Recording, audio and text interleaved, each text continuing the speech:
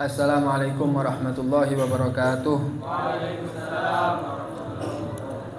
Bismillah, alhamdulillah, wassalatu wassalamu ala rasulillah Sayyidina Muhammad ibn Abdillah wa ala alihi wa sahbihi wa man walah wa la hawla wa la quwata illa billah. Rabbi shrah li sadri wa yassir li amri wa hlul 'uqdatam min lisani yafqahu qawli. Amma ba'du, ma'asyiral ikhwan rahimakumullah. Alhamdulillah kita dikumpulkan kembali oleh Allah Subhanahu wa taala dalam majlis yang penuh barokah ini insyaallah, dalam rangka untuk menghadiri majlis ta'lim, majlis yang di situ disebutkan halal dan haram, majlis yang di situ diajarkan bagaimana cara menunaikan sholat yang baik dan benar, cara menunaikan toharoh, berwudu, mandi besar secara baik dan benar, bagaimana caranya sholat jenazah, bagaimana sholat Jumat yang baik dan sah dan lain sebagainya. Yang mana majlis yang seperti ini adalah majlis yang sangat disenangi atau digemari oleh baginda Nabi Muhammad SAW. Majlis yang disukai oleh Nabi Muhammad SAW. Maka dari itu, ayo jangan sampai malas, jangan sampai kendor, paham? Di dalam menghadiri majlis-majlis yang seperti ini. Mudah-mudahan kita dijadikan oleh Allah Subhanahu wa taala masuk ke dalam golongan ulama. Amin ya rabbal alamin. Hadirin yang dirahmati oleh Allah, malam ini kita akan membahas tentang sirah atau biografi, sedikit dari biografi daripada Al-Habib Abdullah bin Alawi Al-Haddad Shahibur Ratib. Ya, yang sering kita baca atau mungkin sering kita dengar. Ratibnya yang masyhur, yang populer, yaitu Ratib Al-Imam Al-Haddad, yaitu ratibnya Habib Abdullah bin Alawi Al-Haddad. Yang mana ratib ini sering kita dengar ya, sering kita, mungkin banyak dari kita yang juga sering membacanya ketika waktu antara maghrib dan isya. Paham? Yang mana ratib ini dikatakan banyak faedahnya, banyak manfaatnya daripada ratib tersebut. Makanya eman kalau kita tidak baca ratib itu eman. Khususnya ratib Al-Habib Abdullah bin Alawi Al-Haddad dibaca setiap maghrib. Ya, di Darut Tauhid setiap maghrib ya. Setiap maghrib. Dan di pondok-pondok, kebanyakan pondok pesantren baca setiap maghrib. Cuman Langgar ini tok, mungkin ada madrasah ya. Ya, ada madrasah, ada TPA ya. Ala kulli hal, dikatakan ratib tersebut, paham? Barang siapa yang melaziminya, maka dia akan dijaga oleh Allah Subhanahu wa taala. Dijaga untuk dirinya sendiri. Dari apa? Dari setiap malapetaka. Dari segala macam malapetaka dan malabahaya. Semua, kebakaran, pencurian, atau mungkin kebanjiran dan lain sebagainya. Paham ya? Semua dijaga sama Allah taala yang melaziminya. Ini yang berbicara adalah musannifnya sendiri, yang mengarang sendiri. Yang mengarang sendiri yang mengatakan barang siapa yang melaziminya maka dia akan dijauhkan daripada mara bahaya. Bukan untuk hanya dirinya sendiri, bahkan untuk semua keluarganya yang ada di rumahnya tadi. Mulai anak, istri dan lain sebagainya dijaga sama Allah Subhanahu wa taala. Paham? Tidak cukup anak istrinya tok dan dirinya saja, juga sama Allah Subhanahu wa taala dijaga 40 tetangganya, 40 tetangga kanan, 40 tetangga kiri, 40 tetangga depan, 40 tetangga belakang. 40 rumah. Berapa kanan, kiri, depan, belakang? Semua dijaga oleh Allah Subhanahu wa taala. Berkat siapa? Berkat satu orang yang baca, yang melaziminya. Paham ya? Yang melazimi. Ini luar biasa. Ya, luar biasa wirid ini, Ratibul Haddad ini tadi. Dikatakan pertama kali beliau mentartibkan atau mengarang Ratibul Haddad ini tadi, itu bukan karangan beliau ya, bukan karangan beliau. Artinya bukan karangan itu maksudnya beliau pertama kali yang mengatakan wirid-wirid semacam itu, tidak. Tapi dikatakan ratib itu adalah kumpulan dari hadis-hadis Nabi SAW. Banyak seperti hadis-hadis banyak, paham? Saya tak kasih contoh. Misal jazallahu anna sayyidina Muhammadan khaira, jazallahu sayyidina Muhammadan ma huwa ahlu. Itu dikatakan barang siapa yang membacanya 10 kali maka dia akan mencapaikan 70.000 malaikat untuk menulis kebaikannya. Saking banyaknya. Itu di dalam hadis. Nah, oleh Al-Habib Abdullah bin Al-Haddad itu dimasukkan di dalam ratib. Dimasukkan di dalam ratib. Jadi banyak hadis-hadis yang disunahkan barang siapa membaca ini Barang siapa membaca ini maka pahalanya ini, maka faedahnya ini dan lain sebagainya. Nah, itu dikumpulkan oleh Al-Habib Abdullah bin Al-Haddad. Namanya namanya aja lah rotib. Rotib itu kumpulan atau susunan. Paham ya? Susunan daripada wirid-wirid yang disunahkan oleh Nabi Shallallahu alaihi wasallam. Paham? Yang mana dikatakan dalam menyusunnya itu Al-Habib Abdullah bin Al-Haddad. Dulu ada orang ngadu sama Habib Abdullah bin Al-Haddad bahwa ada orang di daerahnya yang disembunyikan oleh jin. Ada anak kecil di desanya itu disembunyikan oleh jin. Kemudian minta wirid sama Habib Abdullah bin Al-Haddad. Maka diberilah wirid itu. Dikumpulkan sama Habib Abdullah bin Al-Haddad, dijadikan wirid dan dijadikan rotib. Paham ya? Dijadikan rotib. Akhirnya disuruh melaziminya. Disuruh melazim orang desa tersebut yang sering kehilangan anak itu tadi. Akhirnya dilazimi alhamdulillah dia mendapatkan manfaat daripada wirid atau rotib yang diberikan oleh Al-Habib Abdullah bin Al-Haddad. Akhirnya anak-anak kecil yang awalnya hilang itu tadi bisa kembali lagi, dikembalikan oleh mereka makhluk-makhluk jin itu tadi. Itu awal kali atau sebab penyusunan daripada rotib Al-Haddad. Banyak manfaatnya rotib ini ya, sangat banyak sekali. Bahkan khususnya ya kaum Bani Alawi atau para habaib itu pasti di rumahnya melazimi daripada rotib Al-Haddad. Pasti mereka. Makanya anak-anak kecil itu, bayi-bayi itu tahu sudah rotib. Bagaimana bacaan rotib? Karena mereka setiap malam dibacakan rotib oleh orang tua-tua mereka. Khususnya golongan habaib atau para golongan masyayikh yang lain, orang-orang alim, orang-orang soleh. Insyaallah tidak akan asing bagi mereka rotibul haddad ini tadi. Karena memang sangat masyhur, sangat populer. Dan dikarangnya oleh orang yang alim. Ya, orang-orang yang soleh, oleh wali, oleh arif billah, orang yang mengetahui rahasia-rahasia Allah Subhanahu wa ta'ala. Bukan orang sembarangan seperti kita. Kalau mungkin kita yang ngarang, yang nyusun apa wirid apa, jadikan misal rotib khairul, tidak mandi. Tapi beliau Al-Habib Abdullah bin Al-Haddad, yang mana dikatakan beliau Al-Habib Abdullah bin Al-Haddad itu umur 6 tahun ya, keluar dari TPQ pagi-pagi subuh. TPQ-nya itu subuh. Keluar dari TPQ-nya itu beliau sholat sunnah 200 rakaat.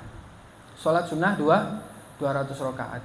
Keluar dari TPQ masih umur 6 tahun. Nanti mungkin 6 tahun masih coret-coret krayon ini masih.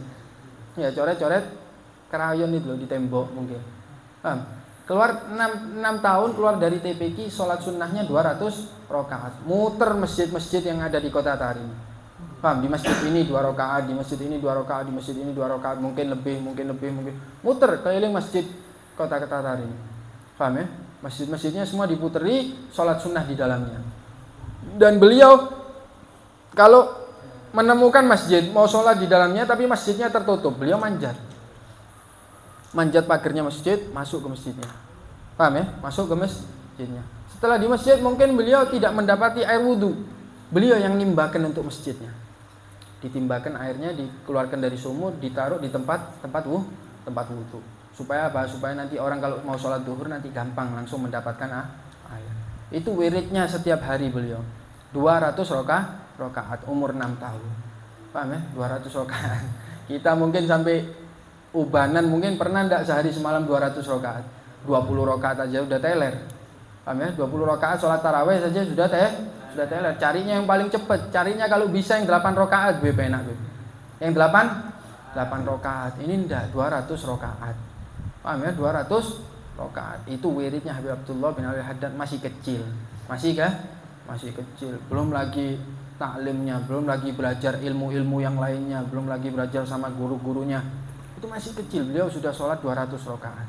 Paham? Wiridnya wiridan daripada mujahadah atau riyadhahnya Habib Abdullah bin Al-Haddad. Makanya tidak heran beliau jadi orang yang tinggi derajatnya di sisi Allah Subhanahu wa ta'ala. Tidak tahu maksiat dia. Paham ya? Kita mungkin anak-anak kita kecil-kecil sudah tahu maksiat, cara buka maksiat di dalam handphone sudah tahu mereka. Sudah tahu karena tidak ada didikan dari orang tua. Kalau mereka orang-orang soleh itu dari kecil sudah dididik oleh orang tuanya. Sudah dididik, sudah dijaga dari maksiat, sudah diprogram bagaimana ini nanti pendidikannya. bagaimana dia itu jadi orang alim, bagaimana dia jadi orang soleh, bagaimana dia jadi seorang wali. Itu sudah diprogram sama orang tuanya. Nah kalau zaman sekarang kan itu hilang pendidikan yang seperti itu sudah tidak ada, hampir punah sudah, hampir punah. Makanya kita lihat anak-anak kecil sekarang ya sudah, paham seperti yang anak katakan kemarin. Ente lihat di Giras paling banyak anak kecil main HP, main game dan lain sebagainya. Padahal umur-umur seperti mereka itu umur-umur harusnya mereka mendapatkan pendidikan yang baik, ya enggak? Belajar yang baik. Harusnya umur segitu tuh waktunya belajar, waktunya meniti masa depan yang baik. Paham? Kalau zaman sekarang enggak, kebalik sudah. Kalau orang zaman dulu enggak, mereka enggak mau. Paham ya? Mereka tidak mau. Dikatakan ada Al-Habib namanya Al-Habib Abdullah bin Abu Bakar Al-Aidarus, datuknya para Habaib Al-Aidrus. Itu dikatakan anak itu masih kecil dulu enggak tahu maksiat itu yang mana, enggak tahu. Modelnya zina enggak tahu. Zina kan kalau anak zaman sekarang tahu. Modelnya minum khamr itu kayak apa enggak tahu anak. Modelnya ngejek orang itu enggak tahu anak. Modelnya maksiat anak enggak tahu sama sekali. Waktu masih kecil. Anak taunya kapan? Anak taunya waktu belajar Ihya Ulumuddin. Itu baru anak tahu. Ini apa? Menunjukkan saking hebatnya bi'ah atau lingkungan di dalam keluarganya. Yang mana lingkungannya ini lingkungan ibadah sama Allah Subhanahu wa taala semua. Enggak ada lingkungan maksiat sama sekali. Ya enggak? Enggak ada lingkungan maksiat. Orang dia enggak tahu, anak enggak tahu sebetulnya maksiat itu apa, enggak tahu. Karena apa? Karena mereka tidak menemukan di dalam kehidupannya nyata, di lingkungannya itu tadi tidak ada maksiat. Paham? Dijaga oleh mereka, ayah-ayah mereka, oleh ibu-ibu mereka itu, semua anak-anak kecil mereka itu dijaga supaya enggak maksiat sama Allah Subhanahu wa taala. Anak taunya maksiat itu kapan? Ketika baca Ihya Ulumuddin. Itu. Ketika baca Ihya Ulumuddin dikasih tahu zina itu seperti ini, orang yang hukumnya zina seperti ini. Oh, baru tahuan. Oh, zina seperti itu ya. Anak enggak pernah lihat. Khamr seperti itu. Anak enggak pernah tahu khamr itu seperti apa. Itu orang-orang dulu. Paham ya? Orang-orang dulu. Anak dulu kalau mau main masih kata beliau Habib Abdullah bin Abi Bakar Al-Aidarus. Itu anak dulu kalau mau main susah cari teman. Anak keluar kampung enggak ada orang. Tidak ada anak-anak kecil yang main. Paham ya? Tidak ada anak-anak kecil. Masuk rumah, mau ngajak main abah ana di sejadah, sholat. Masuk rumah, mau ngajak main ibu ana lagi megang tasbih, zikir. Paham? Mau masuk rumah ngelihat kakak ana, mau ana ajak main, ternyata kakak ana lagi buka kitab, murojaah, baca kitab. Akhirnya tidak ada main. Udah, ana tidak mau, ana tidak bisa main, akhirnya ana juga ibadah. Akhirnya semua ibadah sama Allah Subhanahu wa taala. Paham ya? Kalau sekarang gampang mau cari tempat maksiat. Ya, mau cari tempat main gampang. Naudzubillah min dzalik. Itu orang-orang dulu seperti itu. Makanya tak hayal Habib Abdullah bin Alwi Al-Haddad itu dikatakan umur 35 tahun sudah diangkat menjadi wali kutub. Wali yang makomnya paling tinggi di sisi Allah Subhanahu wa taala. Umur 35 tahun. Ente coba umur 35 tahun. Siapa yang umur 35 tahun? Ya, umur 35 tahun sudah jadi wali kutub, wali yang makomnya paling tinggi di sisi Allah Subhanahu wa taala. Karena apa? Karena mujahadah. Karena apa? Karena semangat dalam menuntut ilmu. Karena apa? Karena himmahnya besar di dalam beribadah sama Allah Subhanahu wa taala. Karena apa? Karena hatinya bersih. Karena hatinya tidak punya sifat sombong, tidak punya sifat iri, tidak punya sifat dengki, tidak punya sifat ujub, merasa paling besar, merasa paling ini, merasa paling itu. Tidak punya di dalam hatinya. Tidak punya rasa benci kepada orang lain, tidak punya. Akhirnya hatinya bersih, dibarengi dengan ibadah, dibarengi dengan ilmu, akhirnya mendapatkan kedudukan yang tinggi di sisi Allah Subhanahu wa taala. Paham? Umur 35 tahun diangkat jadi wali kutub. Beliau ketika itu umur 35 tahun itu beliau haji di kota Makkah. Setelah dari kota Makkah, beliau berziarah ke kota Madinah. Sampainya di kota Madinah itu sebelum waktu subuh. Dan akhirnya beliau sholat subuh jadi imam di Masjidil Haram Madinah. Sholat subuh. Ini cerita ada di qasidahnya. Beliau ceritakan di dalam qasidahnya. Paham? Setelah haji beliau ziarah kota Madinah dan masuk kota Madinah itu sebelum waktu subuh. Waktu subuh itu Akhirnya yang jadi imam di Masjid Haram Madinah ini tadi adalah beliau. Beliau yang jadi imam. Karena apa? Karena waktu itu khalifahnya orang-orang yang ada di kota Madinah ini tahu kedudukan beliau di sisi Allah Subhanahu wa taala. Orang alim, orang soleh, ahli ibadah sama Allah taala. Akhirnya dijadikan imam. Setelah jadi imam, beliau berziarah sama Nabi sallallahu alaihi wasallam. Berziarah sama Nabi sallallahu alaihi wasallam. Di dalam bait syairnya itu dikatakan, waqafna wa sallamna ala khairi mursalin wa khairi nabiyyin ma lahu min munadhiri faradda alaina wa huwa hayyun wa hadirun fasyurrifa min hayyin karimin wa qadiri. Dikatakan sama beliau, ketika itu ana pas ziarah, ana berdiri di depan raudhahnya Nabi sallallahu alaihi wasallam, di depan makamnya Nabi sallallahu alaihi wasallam. Waqafna wa sallamna, dan aku memberi salam kepada Nabi sallallahu alaihi wasallam. Waqafna wa salamna ila khairi mursalin, kepada sebaik-baik nabi dan rasul, malahu min munadhiri faradda alaina wa huwa hayyun wa hadirun. Maka jawab tersebut anak taslim, mengucapkan salam, assalatu wassalamu alaika ya sayyidi ya Rasulullah. Ya, itu langsung didengar oleh orang-orang yang di sekeliling beliau. Beliau pun mendengar, dan orang-orang yang di sekeliling beliau mendengar balasan daripada taslim dari Nabi sallallahu alaihi wasallam. Dibalas salamnya sama Nabi sallallahu alaihi wasallam. Seperti ketika ente salam sama anak balas salam itu. Begitu juga beliau ketika taslim mengucapkan salam sama Nabi sallallahu alaihi wasallam, salamnya langsung dibalas oleh Nabi sallallahu alaihi wasallam. Langsung dibalas sama Nabi sallallahu alaihi wasallam. Dan dikatakan yang mendengar bukan hanya beliau, tapi orang-orang ribuan yang ada di belakang beliau mendengarkan semua balasan dari Nabi sallallahu alaihi wasallam. Tidak heran ya, tidak heran kita aja umur segitu belum ada yang pernah mimpi Nabi sallallahu alaihi wasallam. Jangankan mimpi, mendengarkan nama Nabi sallallahu alaihi wasallam ada yang bergetar. Tidak ada. Mendengarkan nama Nabi sallallahu alaihi wasallam tidak ada yang bergetar. Kalau orang dulu seperti dikatakan Al-Imam Al-Bura'i yang mengarang itu fi hubbi Sayyidina Muhammad itu. Imam Al-Bura'i namanya. Imam Al-Bura'i ini orang yang gila dengan Nabi sallallahu alaihi wasallam. Kecintaannya ini menggila dengan Nabi sallallahu alaihi wasallam. Kekangenannya ini begitu besar dengan Nabi sallallahu alaihi wasallam. Itu dikatakan beliau ketika mau ziarah ke kota Madinah, saking tidak kuatnya beliau menahan kangennya itu tadi, menahan cintanya itu tadi, sampai beliau itu dikatakan sakit demam gemeteran. Gemeteran. Beliau pas mau dikasih kabar, sekarang ziarah Nabi sallallahu alaihi wasallam, itu langsung gemeteran, menggigil dia. Sampai beliau itu ditandu ke kota Madinah untuk berziarah sama Nabi sallallahu alaihi wasallam. Menggigil bukan karena sakit itu. Menggigil, kedinginan, gemeteran itu seperti itu karena dia kangen sama Nabi sallallahu alaihi wasallam, karena dia pengen ketemu kekasihnya. Akhirnya dia gemeteran seperti itu. Itu kalau orang-orang dulu.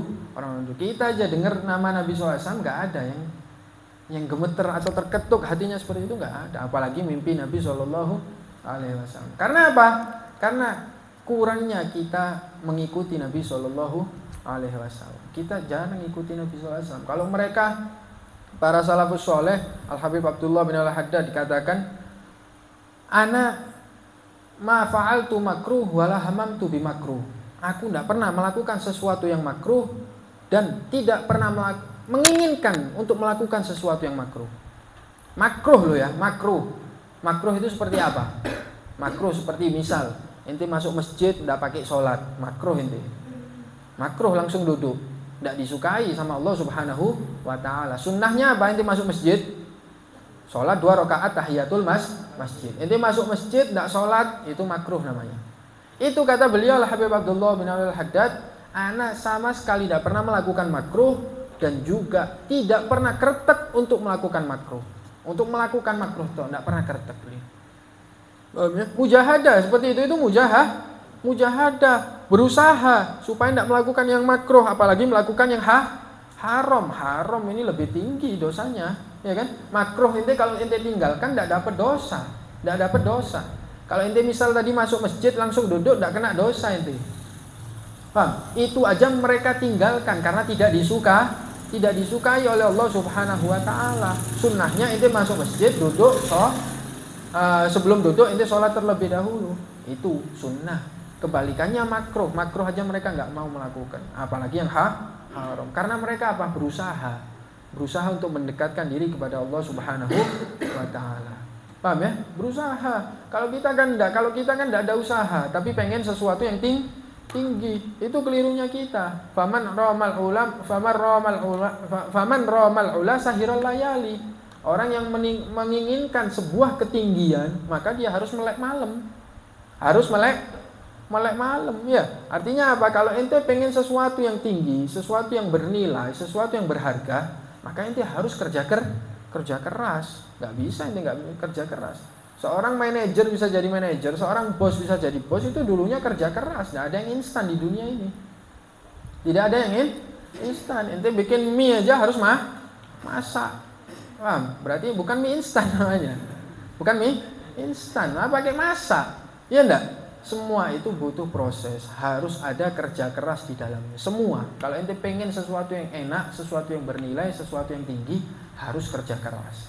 Tidak ada orang yang instan langsung abrakadabra langsung jadi, tidak ada. Kecuali nanti di surga. Di surga pengen ini langsung datang, pengen itu langsung datang, tidak pakai bikin, tidak pakai masak, tidak pakai itu dan sebagainya. Paham? Kalau di dunia tidak bisa seperti itu. Harus kerja keras. Mereka kerja keras untuk meninggikan derajatnya di sisi Allah Subhanahu wa Ta'ala, untuk mendekatkan dirinya kepada Allah Subhanahu wa Ta'ala dan Rasulnya. Kerja keras mereka. Tidak mau mereka asal-asalan hidup di dunia ini, tidak mau. Terus hidup di dunia pengen santai, pengen tenang, tidak bisa. Padahal Habib Abdullah bin Al-Haddad itu beliau sejak bayi, umur 6-7 tahunan itu matanya buta. Buta. Beliau loh, Habib Abdullah bin Al-Haddad ini mulai dari kecil matanya sudah buta. Buta, tapi mendapatkan makom yang tinggi di sisi Allah Subhanahu wa Ta'ala. Sudah buta matanya. Paham ya? Buta tapi bisa jadi orang yang tinggi di sisi Allah Subhanahu wa Ta'ala. Kan hebat. Karena apa? Mujahadah. Karena berusaha. Beliau Habib Abdullah bin Al-Haddad mengatakan, paham? Beliau mengatakan hampir ana rasa ana enggak pernah meninggalkan sunnahnya Nabi sallallahu alaihi wasallam. Hampir semuanya sudah ana kerjakan. Ana rasa, ya, diri ana ini nggak pernah meninggalkan sunnahnya Nabi SAW sama sekali. Dan hampir semua sudah ana kerjakan sunnahnya Nabi SAW. Akhirnya wajar beliau jadi orang yang tinggi karena melakukan sunnahnya Nabi SAW. Semua sunnahnya hampir tidak ada semua yang luput. Hampir tidak ada yang luput yang dilakukan oleh Habib Abdullah bin Al-Haddad ini tadi. Paham? Di akhir umurnya beliau apa?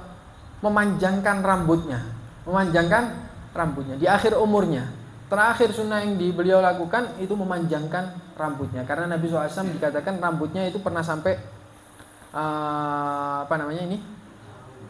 bahu, pundak, pernah sampai sini. Dan itu beliau lakukan. Supaya apa? Supaya biar semua sunnahnya Nabi SAW beliau lakukan. Paham ya? Beliau lakukan. Akhir umurnya beliau manjangkan. Kalau ente sekarang jangan manjangkan, nanti akhir umur aja manjangkan. Paham? Masih banyak sunnah lain kan ya? Masih banyak sunnah lain yang perlu kita kerjakan. Siwak belum, sholat sunnah belum, puasa Senin Kemis belum, ini itu belum, semua sunnahnya Nabi SAW kita lakukan. Ya, jadi nanti yang model-model kayak gitu itu akhir-akhir aja itu. Akhir-akhir ya guys ya. Akhir-akhir. Paham ya? Supaya apa? Supaya pantas lah. Supaya pantas. Itu beliau caranya seperti itu. Hampir semua sunnahnya Nabi SAW beliau lakukan. Itu karena apa? Itu sungguh-sungguh. Coba kalau kita mau sungguh-sungguh, nggak akan ada yang luput. Cuman mungkin karena kita ini males. Sholat duha 2 rakaat aja kita males. Iya enggak? Sholat qobliyah, ba'diyah, sunnah qobliyah, sunnah ba'diyah aja kadang kita males. Paham? Kalau mereka enggak. Paham? Umur 6 tahun aja 200 rakaat. Paham? Jadi itulah mereka bisa sampai kepada Allah Subhanahu wa Ta'ala. Paham ya?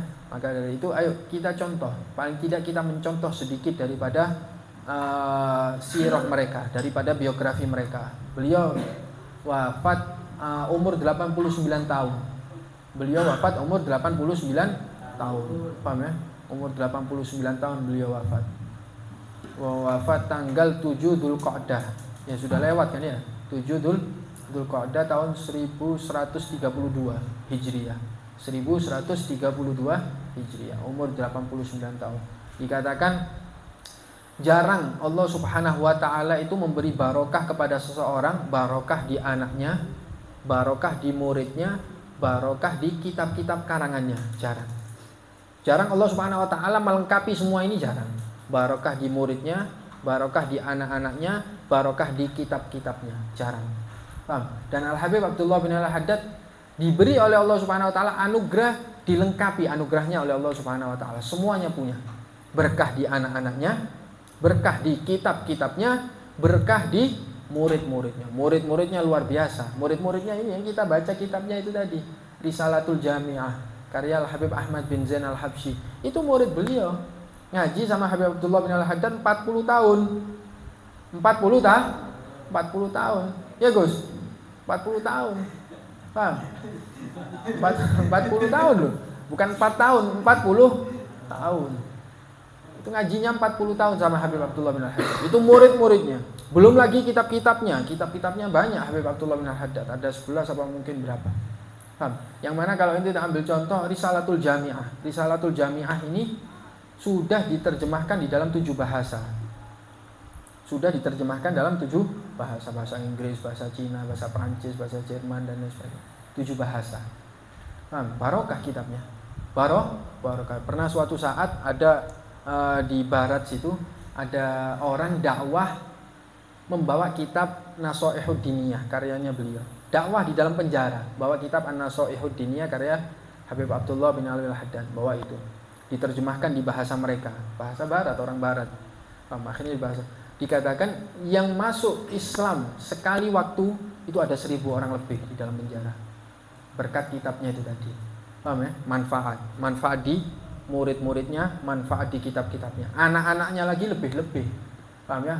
Di antaranya Habib Hasan bin Abdullah bin Al-Haddad, banyak. Al-Habib Muhammad bin Abdullah Al-Haddad, Al-Habib Alwi bin Abdullah Al-Haddad. Paham? Itu besar, orang-orang besar di sisi Allah Subhanahu wa taala. Jadi Allah taala melengkapi keberkahannya. Berkah di murid-muridnya, berkah di kitab-kitabnya, berkah di anak-anaknya. Jarang daripada aulia dan solihin yang dilengkapi seperti ini oleh Allah Subhanahu wa taala. Paham ya? Maka dari itu ayo kita ngikuti mereka. Kita ikuti bagaimana mereka, kita ikuti bagaimana mereka menuntut ilmu. Ya, bagaimana mereka bermujahadah, bagaimana beribadah, ibadahnya apa, bacaannya apa mereka. Itu kita baca. Minimal kita jangan sampai luput dari Rotibul Haddad. Minimal jangan sampai luput daripada Rotibul Haddad. Ada amalan satu lagi dari Al-Habib Abdullah bin Al-Haddad, yaitu ini di samping Rotibul Haddad, dan ada lagi kalau setelah subuh Wirdul Latif namanya. Al-Wirdul Latif, setelah subuh baca Wirdul Latif, setelah maghrib baca Rotibul Haddad. Jadi permulaan pagi baca wirid, ya Wirdul Latif, permulaan malam baca wirid Rotibul Haddad. Enak, kita dijaga, sehari semalam dijaga oleh Allah Subhanahu wa taala. Kalau kita tidak punya penjagaan, akhirnya bahaya. Kena sebul sedikit sudah acur ente. Ya, kena guna sedikit sudah tepar ya. Kalau kita punya penjagaan dengan wirid dari Allah Subhanahu wa taala, maka akan diberi pagar oleh Allah Subhanahu wa taala. Paham ya? Itu tadi. Di antara wiridnya Habib Abdullah bin Al-Haddad, setiap habis subuh sama maghrib baca Ya Latif 129 kali. Baca Ya Latif berapa? 129 kali. Baca aja Ya Latif, Ya Latif, Ya Latif, Ya Latif, Ya Latif, Ya Latif, Ya Latif, Ya Latif. Itu supaya dikasih lutuf, dikasih kelembutan sama Allah Subhanahu wa taala. Lutuf ini kelembutan. Seandainya mungkin kita dicoba sama Allah taala, diberi cobaan, itu cobaannya tidak terlalu berat. Paham ya? Itu tadi baca Ya Latif, Ya Latif, supaya tidak dicoba, tidak diberi ujian sama Allah taala. Toh kalaupun diberi ujian, ujiannya itu tidak bakal berat insyaallah. Baca Ya Latif, ya. Ya Latif, Ya Latif, Ya Latif. Itu ada orang alim, ada orang ini Ya Latif berapa kali tadi? 129 kali. Kalau ente pengen Ya Latif ketika ente mendapatkan ujian yang sangat berat dan mepet, darurat, paham ujian tersebut, ente baca 6.666 kali. Ya Latifnya itu tadi. Ya Latif, Ya Latif. 6.666. Paham? Itu ada orang wali, ada orang Paham? Ada orang beliau di penjara dan dia besoknya dihukum mati. Sudah dihukumi, dia akan dihukum mati. Baca dia ya Latif 6666 kali. Orang soleh, tapi dia di penjara oleh penguasa yang zalim. Di penjara baca ya Latif 6666 kali. Ada yang mengatakan 60666, 66666. Pokoknya 66 semua. Akhirnya baca dia. Dia baca. Enggak taunya subhanallah, dia diberi jalan oleh Allah Subhanahu wa taala untuk kabur dari penjara. Pada malam itu juga. Akhirnya mereka penguasa itu tadi ketika ingin mengeksekusi itu tadi tidak mendapati dia, sudah hilang, sudah kabur, dikasih jalan sama Allah Subhanahu wa taala. Paham ya? Itu tadi barokahnya Ismullah Al-Latif, bacanya ya Latif, pakai ya nida, pakai ya Latif, ya Latif ya, itu minimal 129 kali supaya kita dijaga sama Allah Subhanahu wa taala. Ala kulli hal, mudah-mudahan bisa bermanfaat ilmu yang kita sampaikan ini, mudah-mudahan bisa kita contoh ya, khususnya bagi pribadi saya sendiri dan bagi antum semua, mudah-mudahan bisa dicontoh, mudah-mudahan bisa diambil manfaatnya sehingga kita digolongkan oleh Allah Subhanahu wa taala masuk ke dalam golongan mereka, golongannya para habaib, golongannya para masyayikh, golongannya para orang-orang soleh. Amin ya rabbal alamin. Wa ila hadratin Nabi Muhammadin sallallahu alaihi wasallam. Sirrul Fatihah.